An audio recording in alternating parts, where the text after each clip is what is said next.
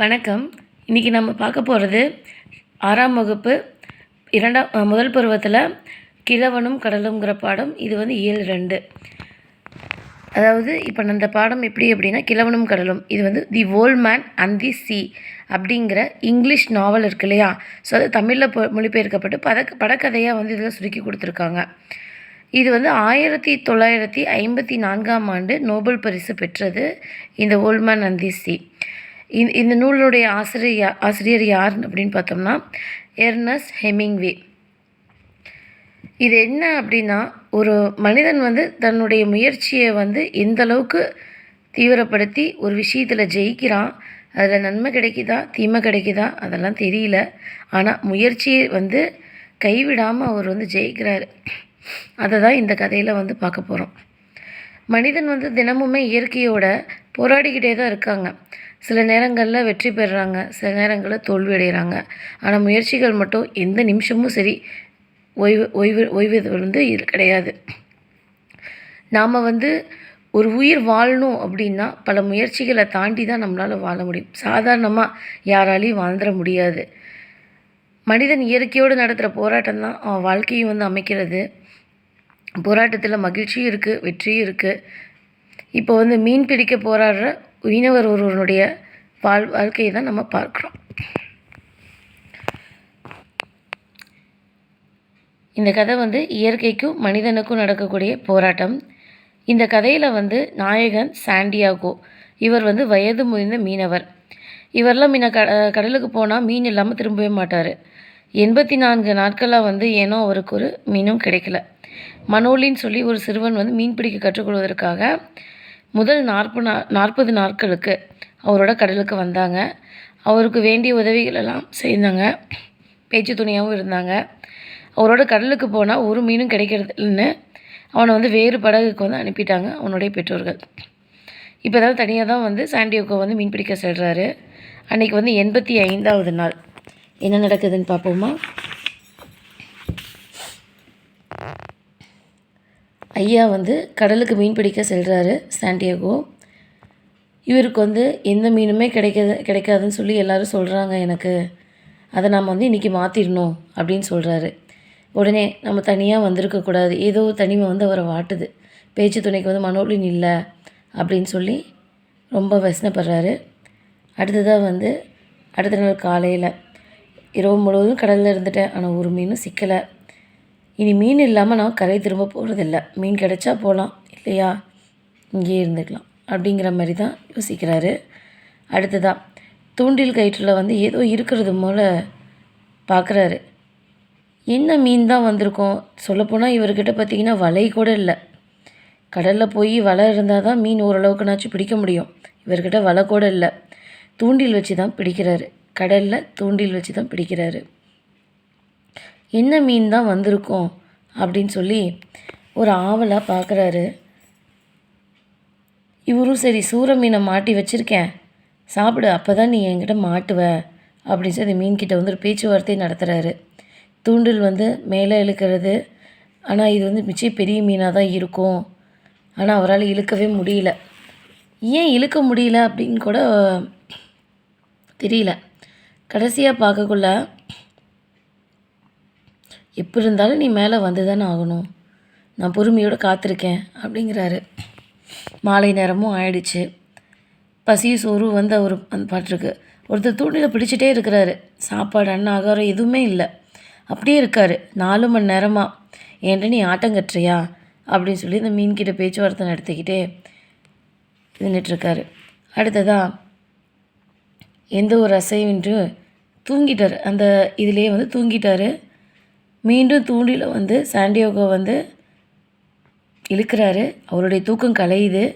இரவு முழுவதும் தூக்கம் இல்லாதனால என்ன அறியாமலே நான் தூங்கிட்டேன், இனியும் சும்மா இருக்க முடியாது, அப்படி தான் ஆகட்டும், வா மேலே வா, என்கிட்டருந்து நீ தப்பிக்க முடியாதுன்னு சொல்லி மறுபடியும் மீன்கிட்ட பேச்சுவார்த்தை நடத்திக்கிட்டே இருங்கிறாரு.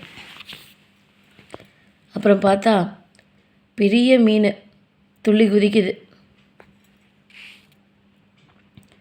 பார்க்கக்குள்ளே இவருக்கு அடேயப்பா எவ்வளோ பெரிய மீன் அப்படிங்கிறாரு.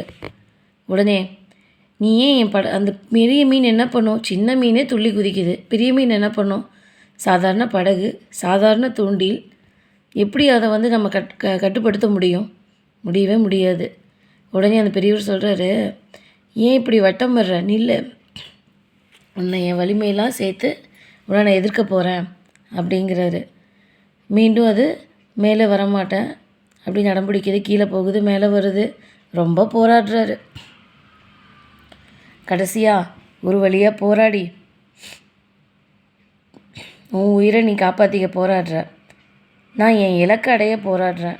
இந்த போராட்டத்தின் முடிவில் ஒன்று நான் உயிரோடு இருப்பேன், இல்லை நீ உயிரோடு இருப்ப. இந்த போராட்டத்தில் என் உயிர் போனாலும் பரவாயில்ல அப்படின்னு சொல்லி பெரியவர் யோசிக்கிறாரு. உடனே ஒரு ஈட்டி எடுத்து அந்த மீனை வந்து குத்தி கொன்றாரு. ஒரு கயிறு போட்டு இழுத்து அந்த படகுனுடைய ஓரத்தில் கட்டிடுறாரு. படகுனுடைய ஓரத்தில் கட்டின உடனே மற்ற மீன்கள்லாம் கம்முன்னு இருக்குன்னு நீங்கள் நினைக்கிறீங்க. அந்த மீனை கட்டக்குள்ளே அந்த பெரியவருக்கு வந்து தன்னுடைய விடாமுயற்சி கிடைத்த பலன்னு சொல்லி ரொம்ப பேரானந்தமாக இருக்கிறார் அவர். ஆனால் அது ரொம்ப நேரம் நீடிக்கலை. மற்ற மீன்கள் எல்லாமே வந்து அதை கடிக்க வந்துச்சு. இவரால் முடிஞ்ச அளவுக்கு அந்த மீன்களை ஈட்டியால் குத்தி குத்தி கொண்டுட்டார். எவ்வளவோ வந்து தாங்கி பிடிச்சி ஒரு வழியாக கரை வந்து சேர்ந்துட்டார். நிறைய மீன்கள் வந்து அந்த அவர் பிடித்த மீனை சைடில் கட்டியிருந்தார் இல்லையா, படகு பக்கவாட்டில், அதை வந்து கடிச்சு சாப்பிட்ருச்சு. வெறும் தலையும் முள்ளும் மட்டும்தான் இருந்துச்சு.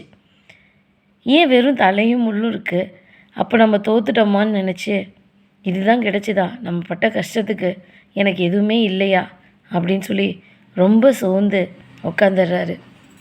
அடுத்த நிமிஷம் சாண்டிகோவை வந்து மனோலின் பார்க்க வரான். தாத்தா, நான் உன்னை தான் பார்க்க ஓடோடி வந்தேன், மீன் பிடிச்சிட்டியா அப்படின்னு சொல்லி கேட்குறான். நீ தான் மீன் பிடிக்கிறதுல பெரிய வீரனாச்சே, இவ்வளோ பெரிய மீனை பிடிச்சிட்டியா அப்படிங்கிற. அப்படி உடனே அந்த தாத்தா என்னங்கிறாரு, மனோலின், நான் பிடித்த மீனை நீ பார்த்தியா, கடைசியில் எலும்பும் தலையும் தான் மிச்சம் அப்படிங்கிற. அப்படி உடனே மனோலின் என்ன சொல்கிறாருன்னா, தாத்தா, உன் திறமை விடாமுயற்சின்னு தான் வென்றுடுச்சு. அனுபவ அறிவுக்கு அதை நம்ம சைடில் கட்டினா வந்து எல்லாம் கிடைக்கும் பண்ணணும்னு சொல்லி தெரியுமில்ல. ஆனால் இருந்தாலும் இத்தனை பேர் நம்மளை வந்து ஏளனமாக பேசுகிறாங்க. அத்தனை பேர்த்துக்கு முன்னாடி நம்ம ஜெயிச்சு காமிக்கணும். விடாப்படியே அந்த மீன் நீ கரைக்கு கொண்டு வந்த பார்த்தியா, அதுதான் நான் உங்கள்கிட்டருந்து கற்றுக்க வேண்டிய விஷயம். இனிமேல் நான் உங்ககிட்ட தான் நான் மீன் பிடிக்க போகிறேன், உங்கூட தான் நான் வரப்போகிறேன் அப்படின்னு சொல்லி மனோலின் பாராட்டுறான் தாத்தாவை. தாத்தாவுக்கு ஒரே பேரானந்தம் ஆகிடுது.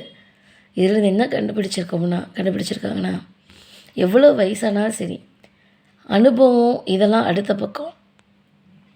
அனுபவம் மறந்துடும்.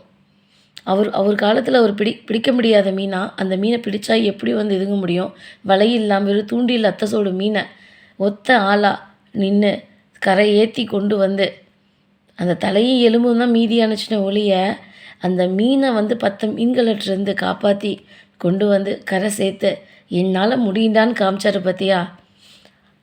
அந்த சாண்டியாகோ தாத்தா தான் நம்ம வாழ்க்கைக்கு ஒரு எடுத்துக்காட்டாக இருப்போம். அப்படி அனைவரும் அதே மாதிரியே வந்து நாமளும் விடாமுயற்சியோடு இருக்கணும். எக்காலத்துலேயும் எந்த ஒரு சூழ்நிலையிலையும் எவ்வளோ பெரிய பிரச்சனையிலையும் ஊர் என்ன பழி சொன்னாலும் சரி, நாம் அதையெல்லாம் முறியடித்து ஜெயிச்சு காமிக்கணும். இந்த வீடியோ பிடிச்சிருந்தா லைக் பண்ணுங்கள், ஷேர் பண்ணுங்கள், பிடிச்சவங்க உங்கள் கருத்தை கமெண்ட் பண்ணுங்கள். உங்களுடைய கருத்துக்களை வரவேற்க ஆவலாக இருக்கேன். உங்கள் கருத்துக்களை கமெண்ட் பண்ணுங்கள். சப்ஸ்கிரைப் பண்ணி ஆல் பட்டனை ப்ரெஸ் பண்ணுங்கள். நன்றி, வணக்கம்.